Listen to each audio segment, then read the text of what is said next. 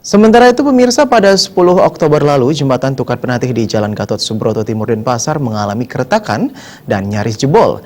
Terkait hal tersebut, pengamat hukum Gede Indria menyatakan peristiwa ini perlu diselidiki lebih mendalam.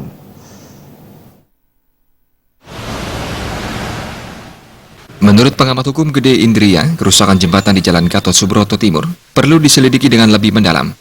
Tujuannya agar penyebab pasti kerusakan dapat dianalisis lebih serius. Kerusakan serupa pernah terjadi setahun sebelumnya. Kerusakan tersebut tidak hanya disebabkan oleh faktor alam, seperti struktur tanah dan lain-lain, tetapi juga faktor keteledoran manusia, seperti proses pengerjaan yang kurang memenuhi standar, dan seringnya jembatan dilintasi kendaraan berat dengan tonasenya melebihi kapasitas yang diperbolehkan. Apabila dipandang dari sudut pandang hukum dan terbukti ada keteledoran, pelanggar akan dikenakan sanksi sesuai dengan peraturan perundang-undangan yang berlaku. Perbuatan tingkah laku manusia itu kan terkait dengan hukum ya. Nah, berkaitan dengan jembatan yang rusak, kalau nggak salah kira itu sudah 2 kali terjadi untuk jembatan yang rusak di sana.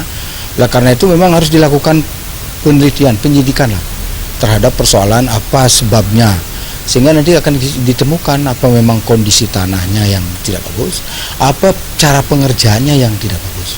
Oleh karena itu nanti kalau dari sisi hukum akan berkaitan tentunya dengan undang-undang konstruksi. Lalu sekarang kita lihat tonase yang tidak diatur sedemikian rupa, banyak kendaraan berat yang bisa lewat, itu juga akan berpengaruh terhadap kondisi jalan, kondisi jembatan. Oleh karena itu di jembatan timbang itu harus diatur sedemikian rupa, jadi supaya tidak tonasenya sudah ditentukan kendaraannya tapi kok membuat lebih. Gede Indria menambahkan, pemerintah harus lebih selektif dalam memberi izin kepada kendaraan yang memiliki tonase melebihi kapasitas untuk melintasi jembatan.